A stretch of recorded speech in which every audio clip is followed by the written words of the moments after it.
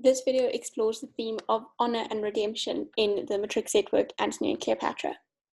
So the basic underlying theme or message of honor and redemption in the play is that a character's true character, their true honor and dignity, is revealed when they experience a loss of honor, or when they have a dishonorable act or moment and they lose their reputation and their honor. This is when we see their true spirit. So we can look at three main characters. I chose these just because they were, obviously Antony and Cleopatra are very important, and then Enobarbus is quite easy to analyze as well, and he also fits very well with this theme of honor and redemption. So at first, Antony, when we look at Antony, he's obviously a respected warrior. He's this Herculean Roman, the greatest soldier of the world. There's a lot of quotes you can use here. Obviously, his relationship with Cleopatra is frowned upon by a lot of Romans. They disapprove of his lascivious wassails. They think he's a strumpet's fool. But all in all, he is very respected. Antony, as a Roman, values honor very, very highly. He says things like, if I lose my honor, I'll lose myself. The honor is sacred, etc. So his reputation, his honor is very important to him. But when he flees from Actium, when he follows Cleopatra and turns away and surrenders or flees from Actium, that very much damages his reputation and he loses quite a lot of honor. After that, he's deserted by Enobarbus, and in Alexandria, his fleet surrenders to Caesar's. They yield to the foe. And after this, he realizes that he's completely lost his honor. He's no more a soldier. He's lost command. He's fled himself. It's a most unknoble swerving. There are many, many quotes, short, nice, easy to learn quotes that you can use here in terms of Antony losing his honor. But even though he's now at a really low point, he's not really respected. He hasn't got a lot of honor left. This act, his final act, his suicide, allows him to regain some of his honor. When he's at a low, Antony faces being captured by Caesar and either being killed by Caesar or held as a prisoner of war. But instead of doing so, he takes his own life. He kills himself, and in doing that, he restores some of his honor, because he becomes conqueror of himself. He becomes a Roman by Roman, valiantly vanquished.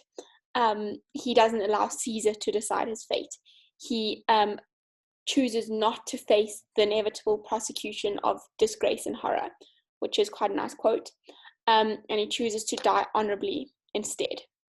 So we can see here that Antony has a loss of honor from after Actium, after Enobarbus leaves him, after Alexandria, but in killing himself, in deciding his own fate, he restores some of his honor, and his true character, his true honor, is shown.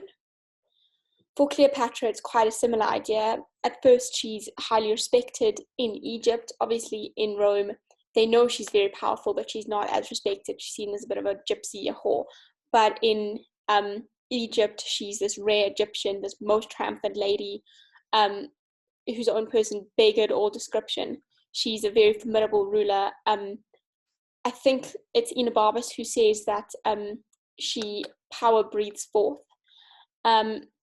But when Antony kills himself, she's left at Caesar's mercy, and she's at risk of losing her honor because Caesar wants to capture her and to display her in Rome as a prisoner of war. She worries that there's going to be this squeaking Cleopatra boy in the posture of a whore. So this little actor, obviously has to be a boy actor, because in those days there was only boy actors. This actor who's going to act as Cleopatra and only portray her as a whore, as nothing else. Cleopatra is this huge, multifaceted character. She's got so many dimensions to her. But when Caesar wants to capture her and display her as a prisoner of war, she knows that all her other characteristics are going to be hidden away, and the only one that the Romans are going to see, the only one she's going to be portrayed as, is this manipulative whore. So she says, I don't want this to happen. And she takes her life instead. And in doing so, she's able to restore her honor, because she can decide her own fate.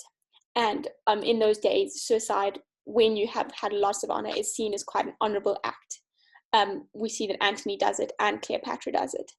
So instead of losing her honor by being captured by Caesar, she takes her own life. She remains noble to herself, and she regains her honor.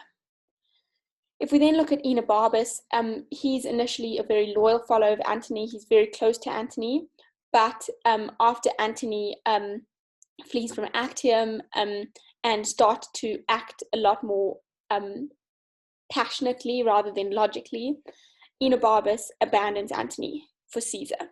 So Enobarbus feels as if Antony's passion or his love for Cleopatra is clouding his reason and his judgment. He feels as if there's a diminution in Antony's brain, as if Antony has this constant tendency to make his will lord of his reason, to do what he wants rather than what he should. And therefore, Enobarbus decides Antony's no longer a good leader, and he abandons Antony and deserts Antony for Caesar. But then Antony realizes that Enobarbus is left, and instead of saying, "Oh, I'm so angry with Enobarbus," he says, "Oh, I can't believe this good man has left me for Caesar." And Antony sends Enobarbus's goods and additional treasures to Caesar's camp. When Enobarbus sees this, he realizes that Antony was actually a good leader, an honorable leader, a fair leader, and Enobarbus feels really, really dishonorable for deserting Antony. He feels as if he's the villain of the earth, and he says he decides to seek some ditch wherein to die. So he doesn't deserve to live. He feels like, once I've deserted Antony, that was too dishonorable. I deserve to die. He wanted to find the foulest place because this best fits his ignoble deeds. So he doesn't deserve an honorable death. He wants to die in this foul place because he believes that that's what he deserves. But it's quite paradoxical here. Enobarbus's honorable nature is actually revealed through his dishonorable actions. Because Enobarbus is humble enough, he's honest enough to recognize that he has been disloyal in abandoning Antony. And he accepts that he can't go back and seek Antony's forgiveness, and he can't stay with Caesar. Neither of them will regain his honor, and neither of them is what he deserves. What he deserves is to die. And in realizing this, and in accepting that he must die, he reveals his honor, his honorable, his humble, his humility, etc. So we see that Antony, Cleopatra, and Enobarbus all lose their honor or face a loss of honor, but they do an honorable act. In all of these cases, it would be killing themselves. And in doing so, this reveals their true character, their true spiritual triumph.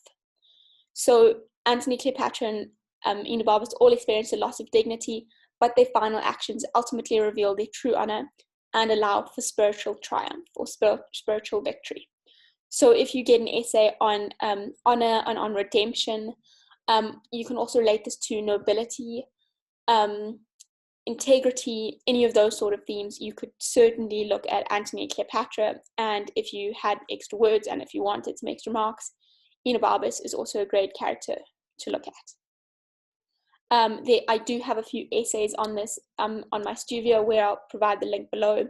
There's an essay on this exact topic, on honor and redemption, looking at all three of these characters.